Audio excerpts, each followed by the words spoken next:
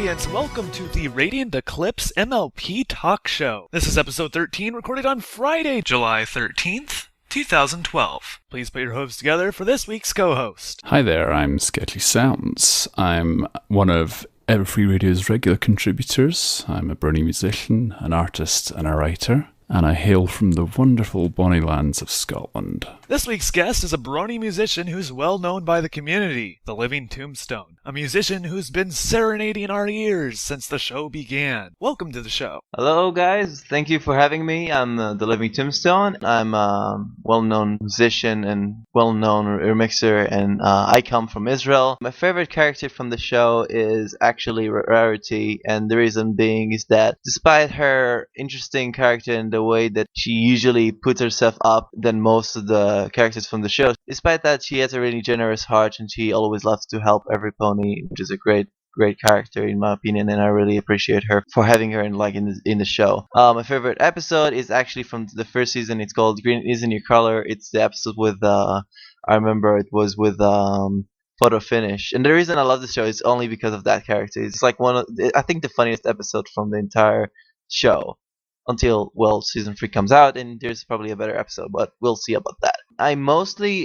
What I enjoy most from the fandom is I really love the community and the creations that came from the community itself. It's like it's so amazing to find really interesting talent and talk to them because everybody shares the same interest.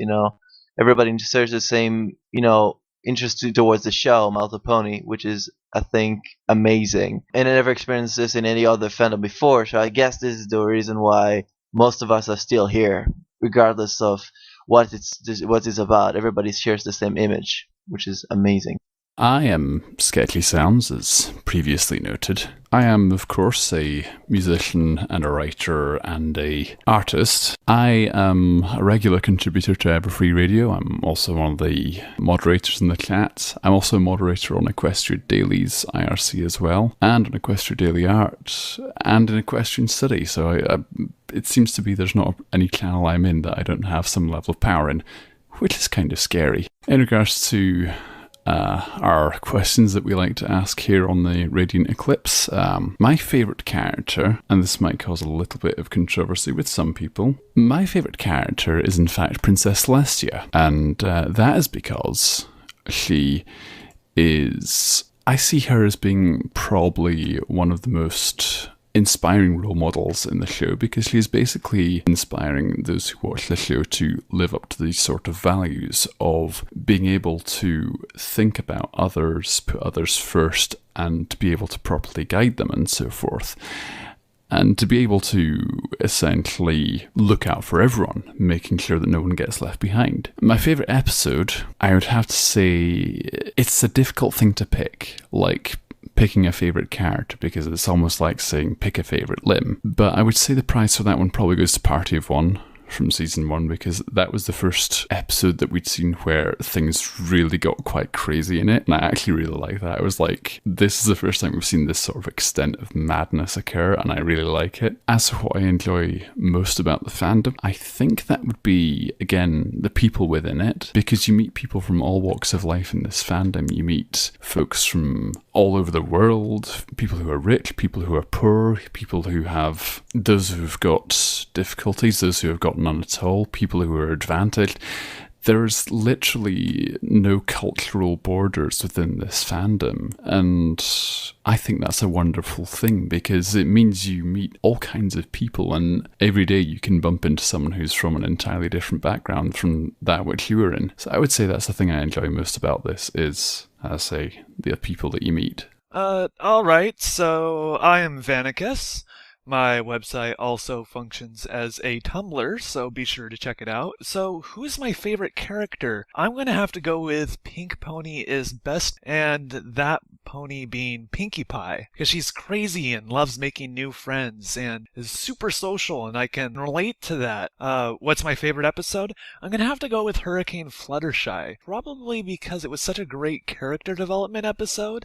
Furthermore, the animation in that episode is amazing, and there's some really great elements like the typhoon of the water funnel. What do I enjoy most about the fandom? That would be the people and their devotion to the fandom, and their general acceptance of the series, and their disregard for the public's opinion of them. I think it's great that Bronies are so passionate about what they believe in, and that they're able to see past the labels and stereotypes posed against them by the internet at large. Now that everyone's been introduced, it's time to start the show. Every week we set aside some time to learn about our guests and how they became the awesome Bronies we know. So, Tombstone, how did you become a Brony? I became a Brony about a year ago. I think it was when the fandom was still starting, to get recognition, and it was a bit after season 1 was having a few episodes and stuff. I remember that it was me and my sister usually dwelling around forums and many sites. So I remember we were both checking 4chan, and we interestingly saw that there were a lot of pictures from the show posted as image macros, for a bunch of stuff. We didn't really pay much attention to it because at first we thought it was a big joke, because you know how it is in 4chan. Nobody takes anything seriously. So we just ignored this thing until we saw that it was invading other boards, and then we decided to maybe check one YouTube video to see how it is. And it was a parody video of Moonbase Alpha. First of all, it was funny. It was also because of the animation that was like from the show. So we were like, oh, it's pretty cool. You know what?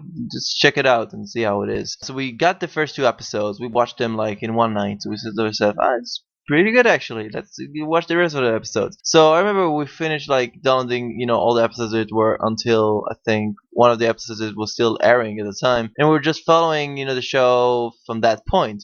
We were like watching an episode, watch it once a day, and we eventually finished, first season. And that's the way, we worked basically. And it's kind of funny that's only in second season it's when I actually discovered that there is an actual living, breathing community within the fandom. It's only when I discovered, the musicians and everybody. And this is, I think, where I actually became a Brony. Not really when I watched the show. I was just a fan, let's say. When did you become interested in music? And why did you decide to cover Friendship is Magic? I became interested in music long time ago. It was, I think, when I was, 13, 14, I think.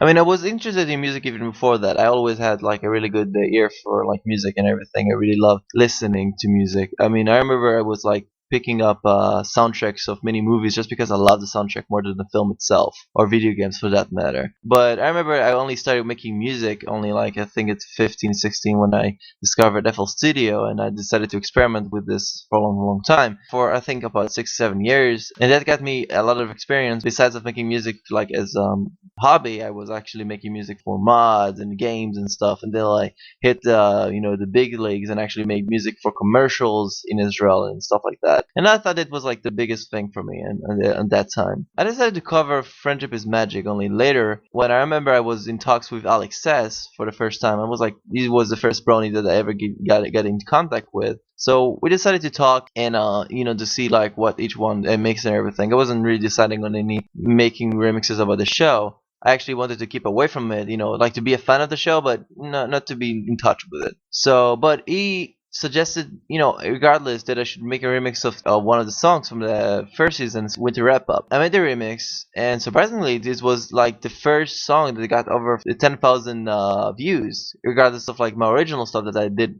beforehand. And it was like, you know what? Let's try another remix. Let's try another thing. Well, it could be really cool. And throughout that, I basically discovered like the rest of the fandom. I discovered the rest of the musicians, and that got me interested in maybe making original music about this. And I think it was September, the first original song that I made about the show. And from there, it basically dwelled on and on and on. And right now, if you would tell me a year before that I would be very well known with the rest of the Bronies, that I would be like a very well known musician because of that, I would call you crazy. And now I'm very happy to be part of the community, and I'm very proud to be helping many other musicians in the process. So cool. You said that you've been interested in music for a good portion of your life. Are there any other musicians you draw inspiration from outside of the fandom? Musicians from the outside, I remember that, back then I was, even now, I'm very much into electronic music, even when it was just, really hitting it off like in the 90s. I remember it was like when people really started sampling beats and stuff. And I remember my biggest inspirations for me were like Fatboy Slim. I remember he was the one that really got me into trying making music and with samples and everything. So that got me, some practice into structuring songs and remixes. And later on, only later discovering how to compose stuff with FL Studio for real. So I think that he was like the biggest inspiration for me to do stuff like that. And I remember it was like big inspirations, the 90s artists like Chemical Brothers and Mushrooms even. What about Bass Hunter? I'm a really big fan of him. Bass Hunter is actually a really interesting note to refer from. And, it's kind of funny that he also uses FL Studio for his music. I actually have to consider this is kind of inspiration for me because as much as I loved Bass Hunter's really famous track that he made, I think it's my favorite track by him was the remix of Ivan Polka in one of my favorite remixes of all time. Which musicians have you enjoyed collaborating with? And who would you like to work with in the future? I think the most I enjoyed working with Wooden Toaster, and that's because that I remember the first time we were talking, it was like he wasn't talking much, and I figured that he was really busy. But as time went on, it just turns out that he was super shy, and he's really shy about many things.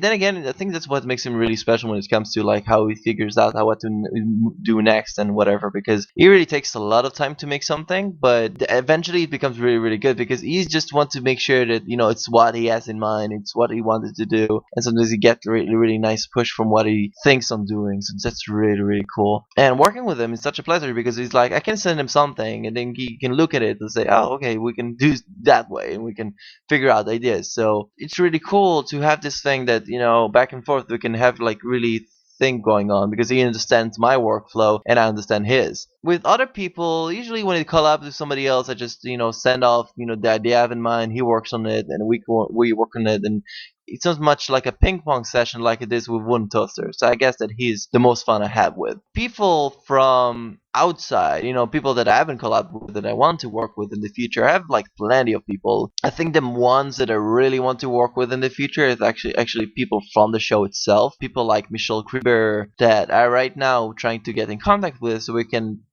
do something together because I really love her vocals because she needs to really like more songs with her and like to get her known more for like her vocal work because I guess that despite the people know that she sang once or twice in the show, she needs more popularity. She needs more people to get known. Other bronies that like from the fandom itself, I'm not really sure. I mean, because sometimes it's like I just roll with everything because I can like list like over 100 bronies that I want to work with because sometimes it doesn't really matter who's exactly I'm working with. It's just that I want to listen to his work and see like what exactly can I do with it because there's like people that I talked to over 5 months before that said that I wanted to collab with them and nothing happened. Not because that I don't want to work with them, it's just that I'm thinking of something and I want to see if the idea is good. If there's something that we can really reach to the maximum potential as a collab. Like, let's say if I want to work with Brony Mike, and he's very well known for using really wacky instruments and stuff like a kazoo or something. So I want to like really think through like, okay, what kind of song that we can really make together. This is why it takes me so long, just because I think of it so much.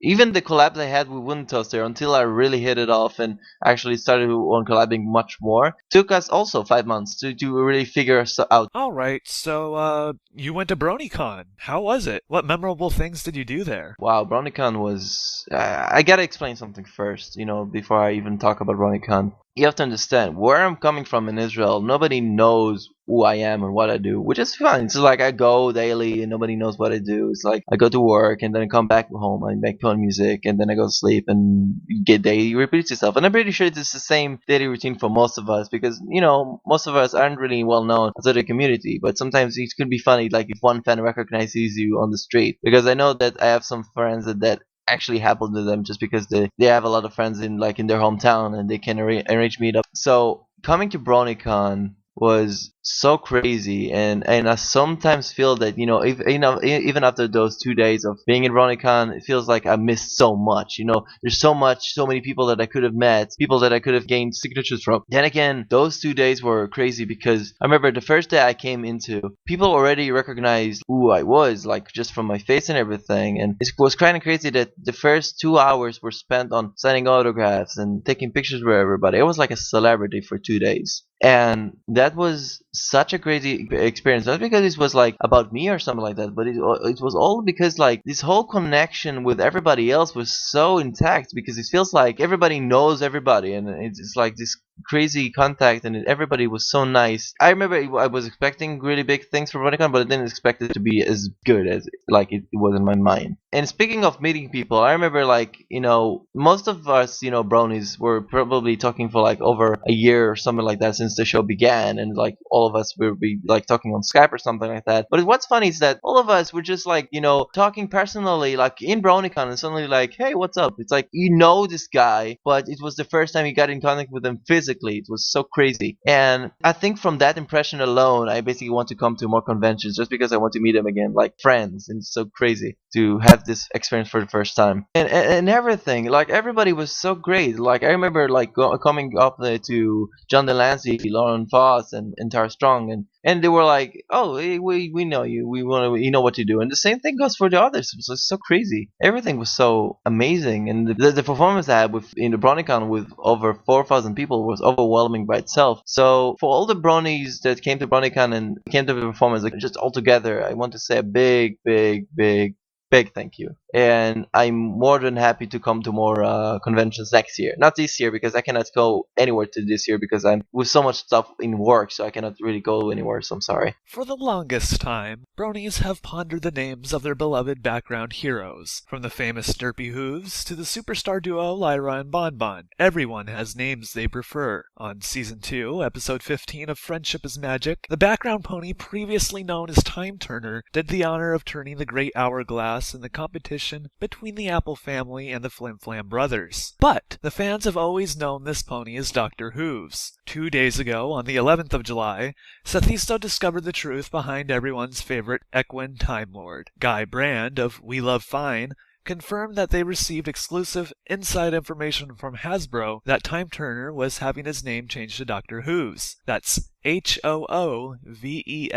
So, what's your views on the matter? Was the pony's name originally Time Turner, or was it a miscommunication from the toy department of Hasbro? What does this mean for the Doctor Who fandom, which also plays a big role in the community? And if one of the background ponies' names can so easily change, what does this mean for characters like Octavia and Vinyl Scratch? My view on this is fairly simple. I mean, the first thing we saw was seeing Doctor Who's name as Time Turner on the trading cards. Now, as far as I'm aware, that's a merchandising thing. And I know that those things usually, well, to my understanding, they give them a name and the thing goes out, but these things can always be subject to change. I mean, the most memorable examples of that would be when we saw the blind bags released and Lyra was named Heartstrings, and likewise Trixie was Lulamoon, and then of course they both got their names updated for later releases. So I would say in this particular case, perhaps it's just simply a case that the name has been put out as that on a piece of merchandise, but then Hasbro have then taken the decision to say, well, let's actually make it this name here. Although I would hope that in the case of Vinyl Scratch and Octavia that they keep the names that they've already been given, but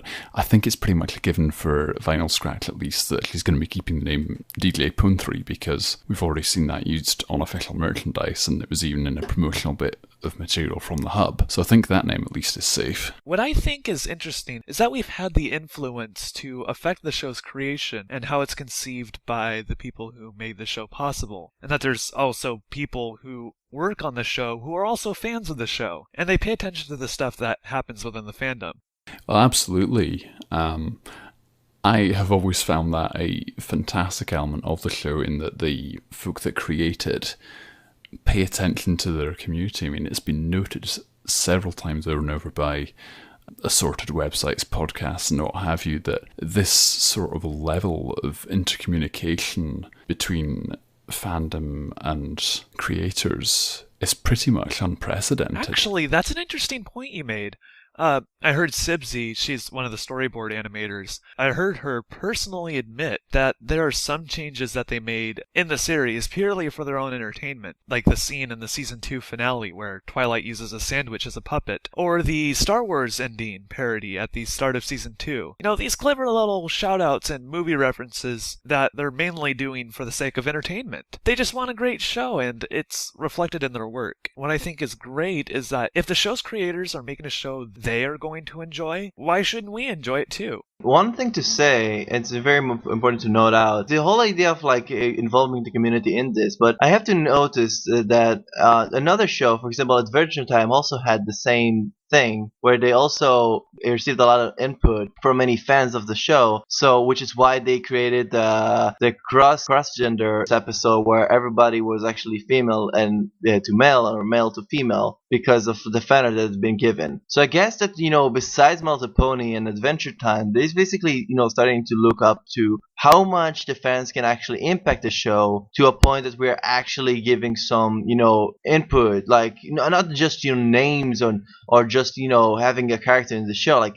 actual feedback towards story. So what does it mean in the future? This is like the big question I'm asking for myself. Like, if season 3 is going to be all fan service, so to speak, so what's going to happen next? From where I'm seeing this, season 3 is going to be really dedicated to us fans mostly, because it's like season 2 they really realized this thing, and season 3 is going to be okay. It's going to be about the Bronies mostly, because they know what we want and they know that we are the big reason this show has got popular. So the question I have in mind is, do they take into consideration that Bronies are watching the show, so they're doing anything to please the Bronies, or they're actually looking at the input because most of the people who are watching the show are, you know, about in the 20s, so are the storylines or anything that's supposed to be geared towards telling a story, you know, supposed to be reflecting about, you know, our age group, not just because we're Bronies. I think this would be an interesting time to bring up the controversy of a half season, and there have been rumors that I personally think are false, that Hasbro will go for syndication once season 3 has ended. Yeah, I would say in regards to that, I think there's probably some other reason or motive behind a reported number of 13 episodes. I agree. I mean, I'm just saying that, you know, they can see that the more they're developing into something much more popular, they need to live. I'm not saying expectations, but, you know, like ramp up the quality. I mean, already from the small clip they showed of the season 3, I can see that they already upped the animation quality and everything. And I really hope that, you know, from what I'm seeing, is that instead of just, you know, the quirky storylines that they had since season 1 and slowly having much more developed storyline in season 2, suddenly we have something really interesting in season 3. It's what I'm really expecting. And we gotta remember when they started working on season 3.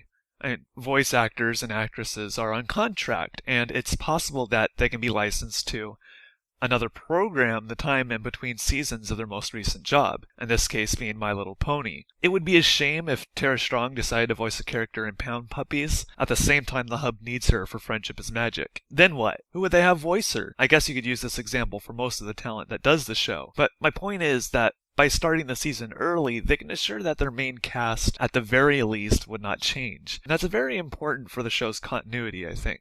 So going back to the subject of BronyCon once more, a lot of folks were attending the con this time around. I mean, the attendance was up from the previous one, which was about 800 to 4,000 this time. But what about those of us who weren't able to make it? Well, as our regular viewers are well aware, there was a constant live stream of the events. Well, almost constant, due to, you know, technical issues. It did cut out here and there, which served up constant coverage of the entire con, including, of course, the infamous fire. What isn't so immediately obvious, though, is the behind-the-scenes work.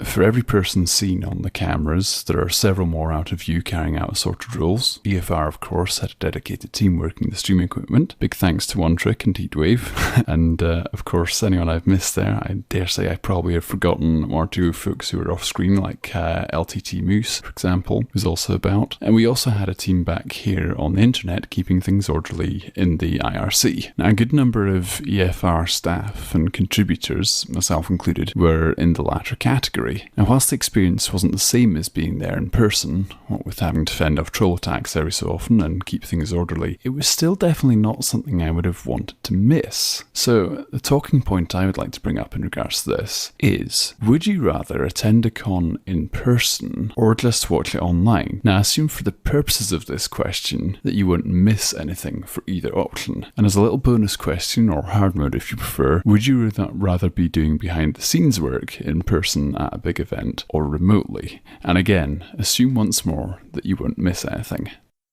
Would I rather attend the con in person or watch it online? Funny you asked that, because I've been debating on this very question ever since EFR so generously reserved me a slot at their booth. My answer is both. I intend on going to the con in person, but I didn't think there would be any volume issues, especially since this will be the first convention I've ever gone to. Now, if what you're saying is true, we can expect it to be noisy as well. Now, a variety of things will affect how noisy it'll be. Acoustics, size, attendance, etc. If I go there in person, like what happened at BronyCon, there may be a good chance I won't hear anything either. But on the other hand, the main reason to go to these events is to meet other people, contacts you've met online who live all around the world that, under normal circumstances, would live too far away to make a meeting in person practical. And that's just something you can't do from the comfort of your own, which I think is a part of its appeal. I myself attended the BronyCon myself, and I was also a part of the musicians panel in the beginning of the con. And I know that you guys also live streamed this and also uploaded this on YouTube after you guys managed to handle all those big terabyte files of all the videos that were, from the con, which is kind of amazing. And I have to give you props for that, first of all, EFR. Great job. Anyway, what I'm saying is that, in spite that I was actually at BronyCon, I was actually meeting people, and I was actually getting signatures from everybody that I love and everything, the really big downside of it, and I hope that many people from BronyCon can relate to me, is that the panels, you can't hear anything. And even when, in my panel that I was, really preparing with Final Draft and everything, once we did the panel, you can't even hear, what was Final Draft saying near you, because the acoustics were really, really bad. So even in the audience, my parents came with me to BronyCon, by the way, so they were sitting up front. So after the panel was done, they were leaving mid-panel itself because you can't hear anything. And, surprisingly enough, in the live stream itself, it was really close to clear because you guys had direct output from the microphones, so you can hear anything. Which is actually pretty interesting, begging the question, yeah, of course, you have the physical contact and actually doing anything in this BronyCon, but then again, you could be at home, grabbing your stuff. You can do anything from the comfort of your seat, watching everything that you don't need to miss anything. So, you basically get the best seat in the house when you think about this thing, and I'm really honest about this thing. I was sitting in many places. For example, I only in the second day of the BronyCon that I discovered that if you stand near the speakers, you can hear anything from the panels. And it was after I missed so many panels because you can't hear any of them. And it won't be the same experience, just watching them on YouTube. It was nah, I missed them in real life. It's kind of why do I want to watch them again? Kind of miss them. It's the feeling is it's not the same. But then again, it's good to have it on YouTube because at least you can hear anything. So it's kind of you get what I'm saying?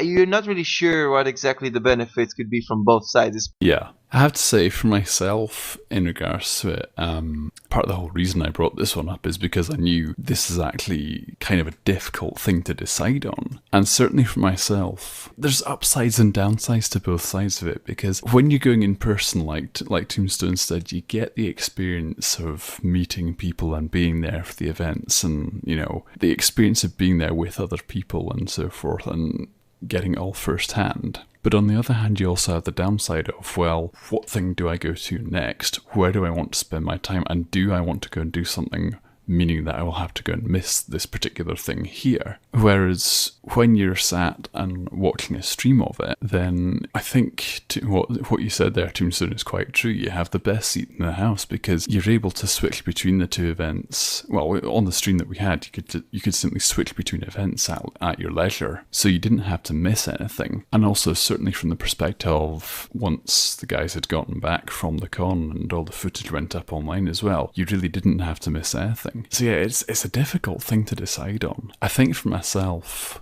it would depend very heavily on what it was I was going to. But usually I would say probably I would want to attend something in person in order to get that experience of being around other people. I remember that before Brony was kind of skeptical about the whole fandom because I wasn't really sure like if I should stay or not, like keep making music about this thing. And I agree that the whole friendship thing, behind the convention was something that got me skeptical. But once I was there and I was after the con, I was like, wow, I really love the fandom. Like seriously, like this, one of the stuff that really restored my faith in the fandom. It was so much fun.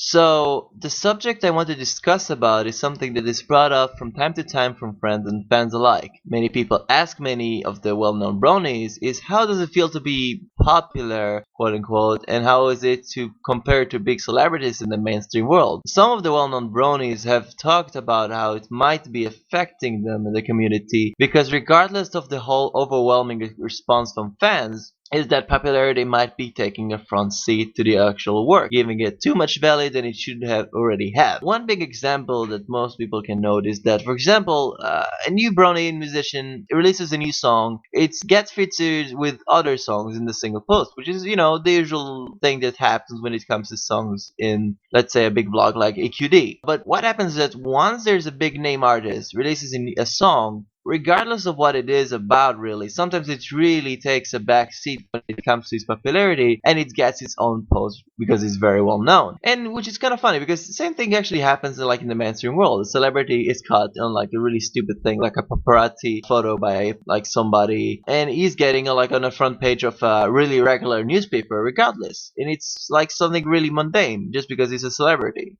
So the question is kind of obvious. Do established musicians hold the right to overshadow aspiring ones just because they already gained the adoration of the public? And even if lesser known artist's song is outstanding, it can be overwhelming to have your moment to shine extinguished by an already established musician. So, of course I take the opportunity to go there in person, but on the flip side of that, I may not be able to hear anything that's being said. But if what you're saying is true, the event will be so amazing that I'd be more than willing to listen to it again at home. So the trade-off would be worth it in the end. Plus, these events are a part of our fandom's history. These things only happen a particular way once. I want to make my impact on the show and have people remember it for years to come. Something I can look back on with fond memories and wouldn't be ashamed to share with others as time goes on. I think that's just an experience you can't take for granted.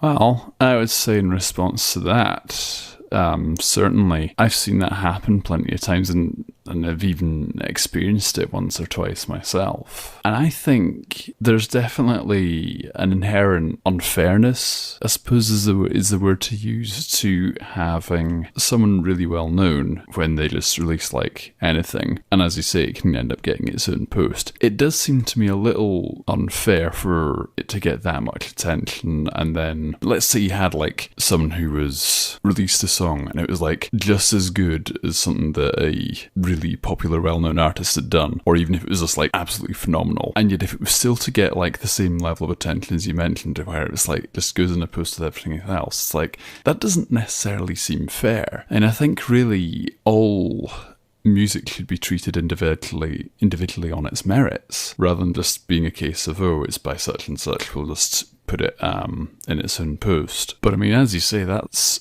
essentially what happens with any media. When it gets to a certain level, then people just say, "Oh well, this is a new bit of work by this particular artist." And it's not just like music; it happens in. It's pretty much all fields of art that this kind of thing happens in. That people will say, "Oh well, it's by such and such; it must be good." I mean, there's musicians in the mainstream and authors in the mainstream and all sorts that I could say as examples of where this kind of phenomenon occurs, but I'm not going to name any names because I don't want to seem like I'm hating on them. And it's a big list anyway. It's like many big names already have this thing where they publish like, let's say, a first album with like, oh, I know this guy, so let's listen to his work. Just because you know his name, then it's already becomes like not because you have to like what he does, you know him, so you give it a try. Everyone who has gained like some, let's say, popularity or something like that has done to begin with because he enjoyed it. No one who started off doing something and then he get popular, he never expected it to happen,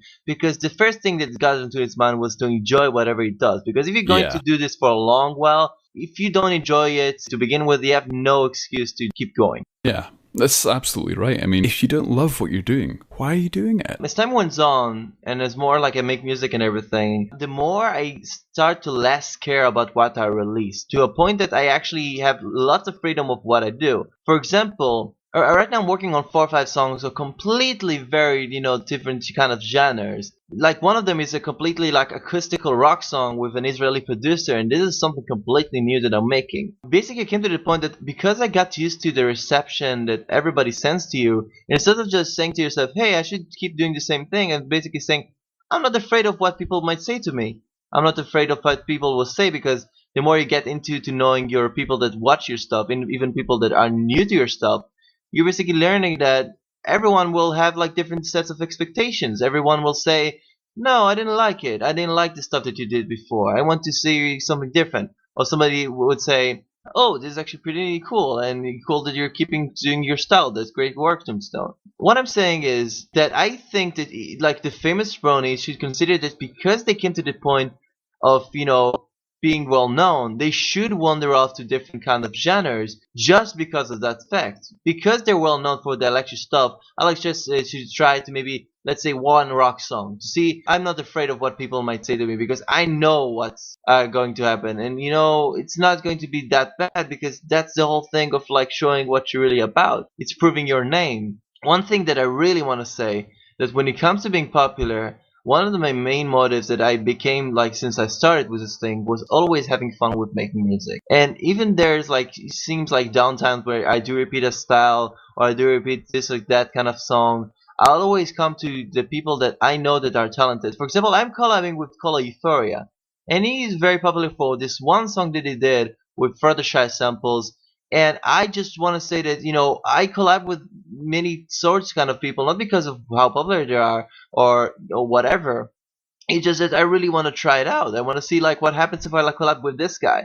I want to see. It's just that it takes a bit of time to work with another guy, because sometimes he works differently than what you do. But sometimes I collab with a not known rapper, like I'll be a Brony rapper. Suddenly I bring it up on a remix like a Atomizer, and suddenly he's well known. And it's not because I wanted to bring up to his knowledge. I really love his rapping. It reminds me of like this other rapper named Blue that I really love his rapping. And I just want to work with a rapper like this one. I just want to say that if you're popular, I think that the best benefits you can have for this is that you're not afraid to show other work that you do, because people are going to appreciate you for trying different things instead of just sticking to one thing or again and again. This is what I'm saying. Imagine, Tombstone, if you were to pair up with Interrobang Pi and Michelle Krieber and DJ Alex S, and the 4 of you produced a country song together. How would people react to that? Would they accept it? Would they say, whoa, whoa, whoa, Tombstone, you're going way too far, and now I don't want to listen to your stuff anymore? I mean, do you think people would over-exaggerate, or would they go, wow, this artist is really good with electronic music? Who knew they were good at country? Maybe I'll listen to more country music now, because he did it so well. I'm curious to know if artists like yourself are kind of stuck in this valley and are wondering whether to take a step forward or not. Some of these artists, like Mike the Microphone, I wouldn't have heard of if it weren't for their collaborations with your music. That was the first time I even heard of Mike, and I didn't even know there was pony rap. So it's interesting that you bring that up. When it comes to like being overshadowed by others, this is something you really want. Everyone has to understand that usually this one, it's really, really true, that usually the early bird is the one that gets the bait first, which means that many of the musicians like myself and Wooden Toaster and Mike the Microphone and many others, they got known just because we came in the right time. We basically came when music was still fresh. Swagberg was still releasing a very popular song just because he was the first, one to introduce everyone to like rap about ponies. And now that there's everybody listen to our stuff, now it's being oversaturated with so many musicians, regardless of how good they are or not. It's just that there's so many. So how do you keep paying attention to everybody who's been either been doing this already before? So you're kind of like only listen to the stuff that you heard it was good. So it was like, oh, I still want to keep listening to One Dusty and this and that, just because I loved this stuff before. So I keep listening to them. I don't want more artists to join my library because that's too much. I don't know if I should listen to them. That kind of stuff. But this is not my point that I want to bring here. What I'm saying is, Vanacus, is that think about it. You are, a bit more well known now just because you had other podcasts to help you to get noticed into that position. What I'm saying is that EFR, basically, you joined EFR, and basically this podcast, this radio show is actually being posted because they helped you, and they're very well known because they started also before as the other big ones. What I'm saying is, if you don't want to be overshadowed, then you should approach the big musicians not as a way to think like, hey, how do I can become great as you, but to come as like, I have something really special that I want to be like, some special talent. I want to work with you. And not just me, just like everyone who might be able to help a bit in some way or form to get out there.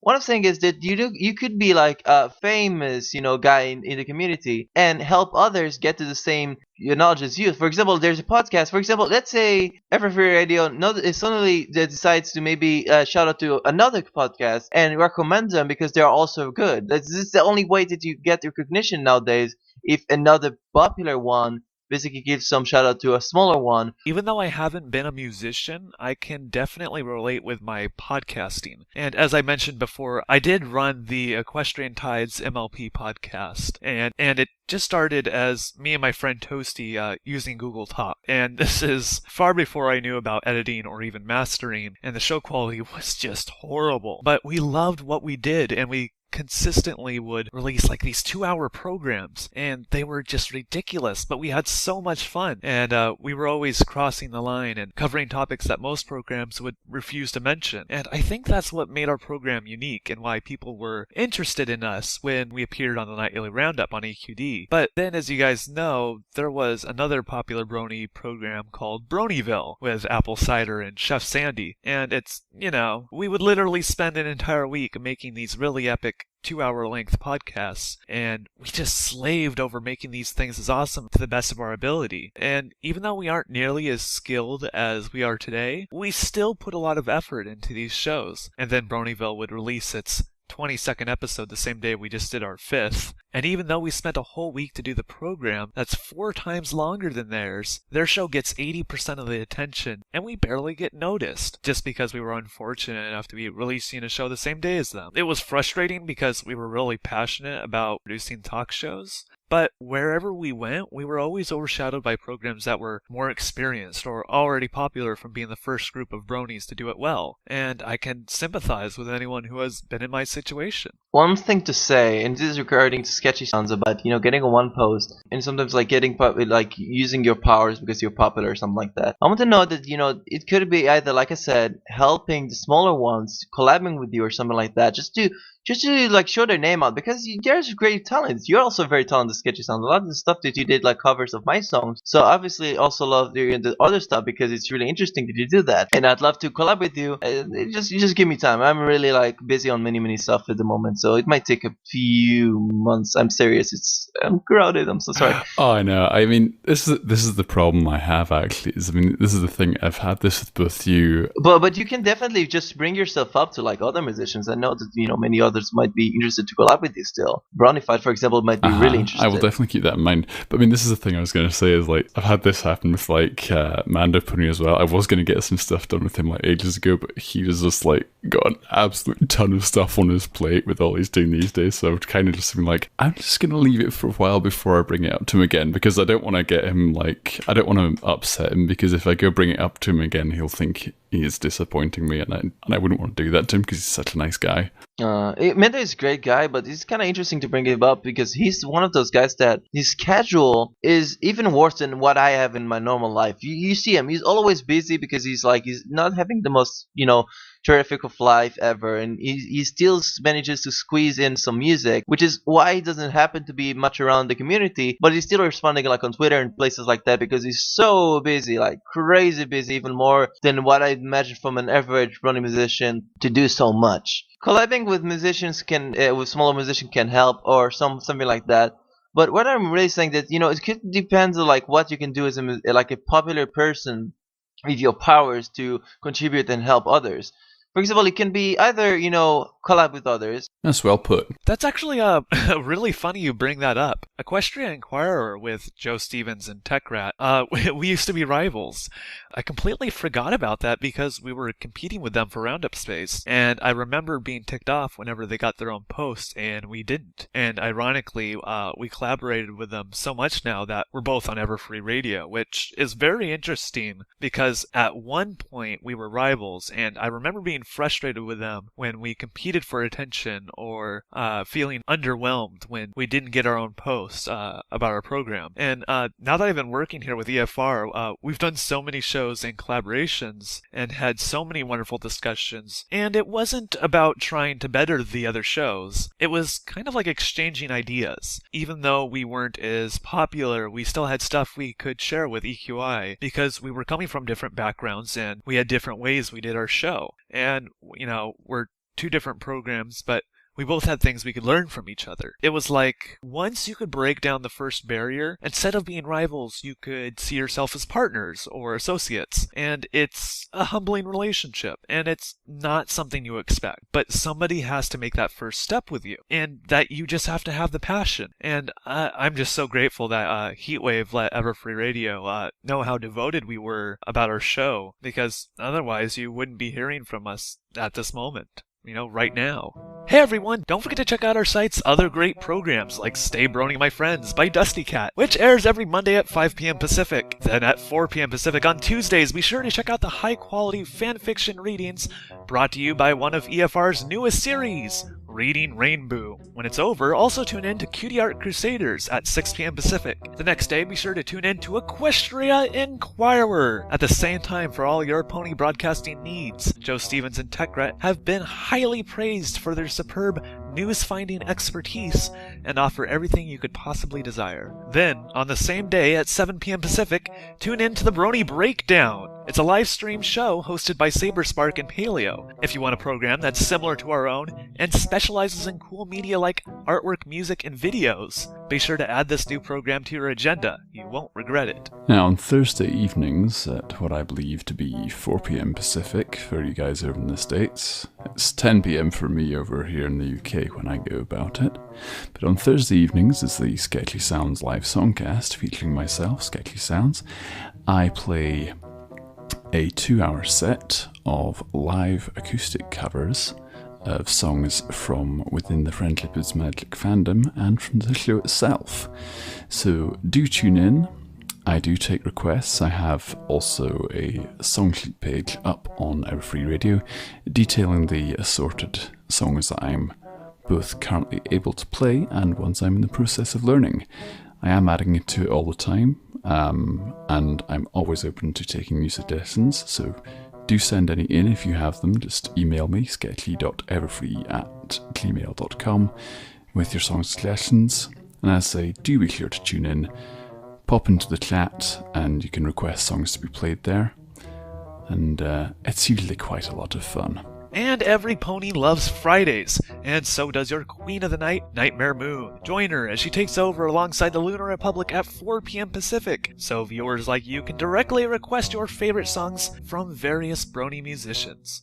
And you'll regret missing out on Saturday Night Songs with Michelle Krieber, the voice actor of Apple Bloom and singing voice of Sweetie Belle, as she joins the EFR audio stream and premieres her new music and interacts with the audience live in the IRC chat. You can find her program live at 7 p.m. Pacific. And to finish off this week before you hear from us again on Sunday, tune in to A State of Brony at 1 p.m. Pacific on Saturday and listen to the best trance, house, and electronic music in all of Equestria. And if you have any questions or would like to join this program as a co-host or guest, you can contact me on my official website, vanacus.com. That's vanacus.com. We're always looking for new speakers, and if you have the passion, I look forward to working with you in the future. Thanks for your time. See you online.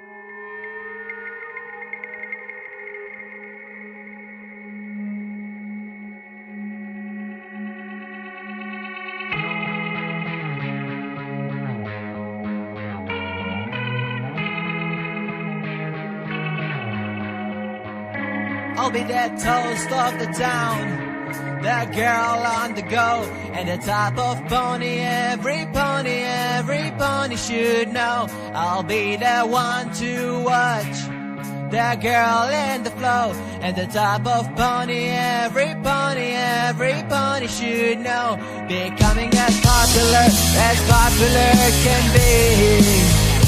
Making my mark in our society.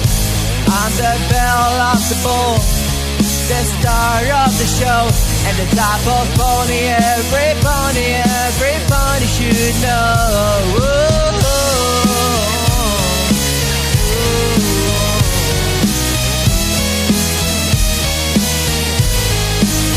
See how they hang on every word I speak. My proving glance is what they all see.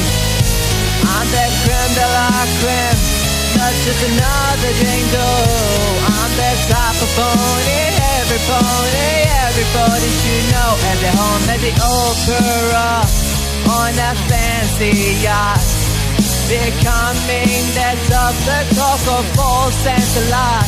I'm the creme de la creme, not just another Jane Doe. I'm the type of pony everybody should know.